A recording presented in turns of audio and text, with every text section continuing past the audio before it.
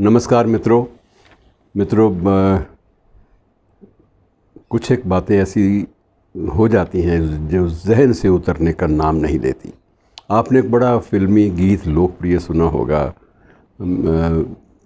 मेरे हाथों में 9 चूड़ियाँ हैं, और वो जिसने भी सुना उसके जहन पे ऐसा हावी हुआ कि उसकी धुन सबको याद रह गई। और उस धुन में ख़ास एक जो सबसे बड़ी खूबसूरत बात थी जिसकी वजह से वो धुन जो है वो एक आम आदमी की भी ज़बान पर और जहन पर चढ़ गई। वो ख़ास बात ये थी कि इसमें पंडित शिव कुमार शर्मा ने संतूर बजाया था और हरिप्रसाद चौरसिया ने बांसुरी। दोनों की जोड़ी जो थी, वो दोनों की जोड़ी की वजह से ये गीत और इसके बाद कुछ एक और गीत ये माना जाता था कि ये जोड़ी है शिव और हरि की जोड़ी। तो अब हरि जो है वो विष्णु का माना जाता है और शिव जो है वो भोले शंकर की माने जाते हैं, उसी पंथ के भोले के शागिर्द माने जाते हैं। तो दोनों ने जो कमाल संगीत की दुनिया में जो जादू एक पैदा किया था मित्रों, वो अद्भुत था। और ऐसा बहुत कम होता है कि किसी एक वाद्य यंत्र को किसी एक शख्स के साथ हमेशा के लिए जोड़ दिया जाए, और ऐसा हुआ। पंडित शिव कुमार शर्मा जब तक जिए, जब तक अंतिम सांस ली, तब तक संतूर में से भी सांसें चलती रहीं।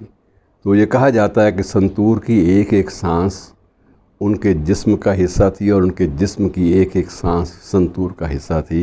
तो एक दूसरे की पहचान, कंटेम्प्रेरी, एक दूसरे के पूरक बन गए थे। जैसे दो तख्तियाँ होती हैं ना, जोड़ के रखें तो दोनों तख्तियाँ जो हैं एक दूसरे का सहारा बनती हैं।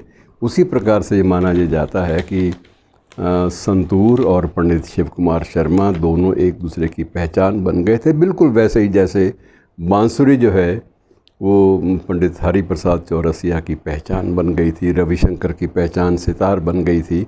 और ये सबका अपना अपना, जैसे अमजद खान साहब की वो जो सरोद है वो एक अलग से बन गई थी पहचान।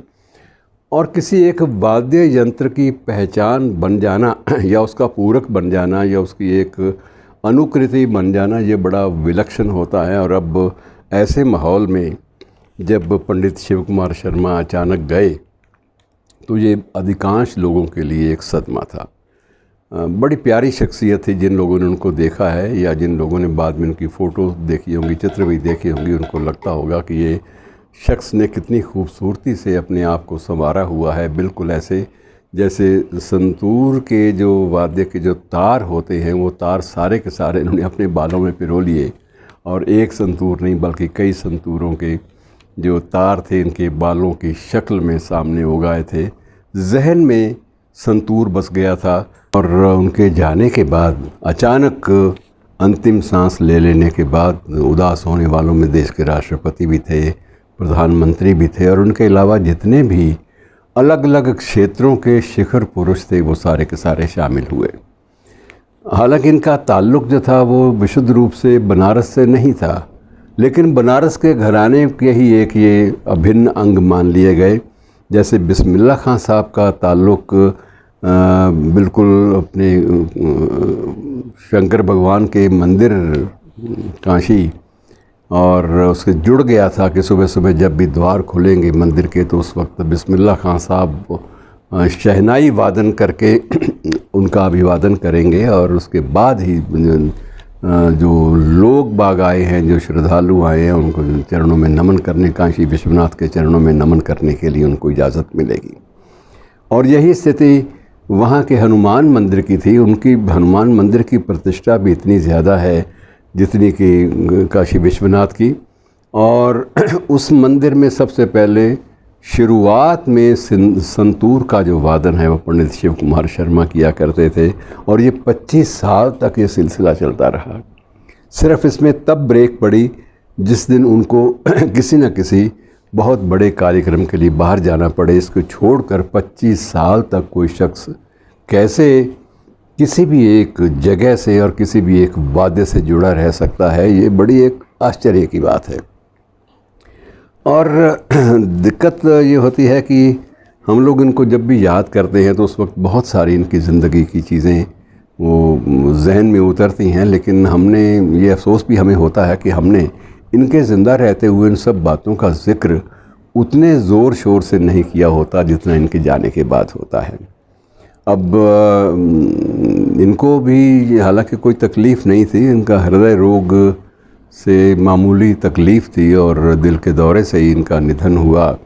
लेकिन ये भी अब पता चलता है कि ये बहुत देर से इनके गुर्दे भी परेशान कर रहे थे और सही ढंग से ये गुर्दों का इलाज भी नहीं करवा पाए, और ये दोनों बीमारियों का ताल्लुक़ इनकी लंबी सिटिंग से होता था।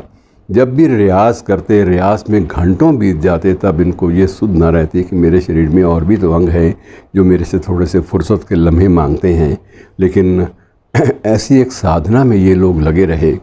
इन लोगों ने ना अपनी सेहत की परवाह की, ना जिस्म की और न जान की, और अपनी ज़िंदगी जो है वो एक प्रकार से पूरी तरह से वार दी। और इनका जो कैरियर है मित्रों बहुत पुराना, जब बहुत सारी हमारी पीढ़ी के लोग या तो जवान नहीं हुए होंगे या आँख नहीं खोली होगी। 1956 में इनका कैरियर शुरू हो गया था। और संतूर के बारे में ये भी कहते हैं कि संतूर को कश्मीर वैली से जोड़ने का श्रेय भी इनको जाता है। कश्मीर की घाटी और संतूर के जो उसकी तरंगे हैं, दोनों का एक ऐसा रिश्ता अजीब सा जुड़ गया था कि एक एल्बम भी आई, और इस एल्बम में विशेष रूप से उस एल्बम का नाम अगर मैं भूलता नहीं तो उस एल्बम का नाम था the call of the valley, the call of the valley. तो घाटी की एक कॉल या घाटी का एक आह्वान, इस नाम से एल्बम आई, और एल्बम इतनी विश्व भर में, ना केवल भारत में बल्कि विश्व भर में वो लोकप्रिय रही। और ये जोड़ी भी जो है, इसने अद्भुत एक जो सामंजस्य था संगीत के दो वाद्यों का, वो बड़े अजब ढंग से बिल्कुल वैसे ही पेश किया जैसे उस्ताद अल्लाह रखा खां साहब तबला बजाते थे और पंडित रविशंकर सितार पर, और पंडित ओंकारनाथ ठाकुर, उनको भी याद कर लेना चाहिए, पंडित भीमसेन जोशी। और ये लोग मित्रों ये उस श्रेणी के लोग थे, ये पंडित शिव कुमार शर्मा जी भी उसी श्रेणी के लोग थे, जिन लोगों को किसी किस्म की होश व हवास नहीं रहती थी जब वे रियाज़ पर बैठते थे। और उस वक्त इनके सामने ये नहीं होता था कि अगर हम रियाज़ पर बैठे हैं या किसी प्रोफेशनल मंच पर बैठे हैं तो भी उसी लीनता के साथ प्रस्तुति देनी है जितनी लीनता के साथ अपने रियाज़ में। और इनके लिए ये चीज़ अहम नहीं होती थी कि हमें कितने पैसे मिलेंगे, कितने नहीं मिलेंगे। रियाज़ पे तो कुछ भी नहीं मिलता, लेकिन रियाज़ एक प्रकार की साधना है, तप है एक प्रकार का, जिसको लीन होकर ये लोग किया करते थे। और जो इनकी देन है हमारे देश के संगीत प्रेमी, हमारे देश का संगीत उससे कभी भी मुक्त नहीं हो सकता, ऋण मुक्त हो नहीं सकता और होना भी नहीं चाहिए। हम सदा इनके ऋणी रहेंगे। इनको याद करते रहिए, कभी मौका मिले तो कभी इनकी पुरानी धुनें जो संतूर पर जो इन्होंने बजाई थी उनको सुनिएगा, आपको अंदर तक एक शांति का एहसास होगा। शुक्रिया।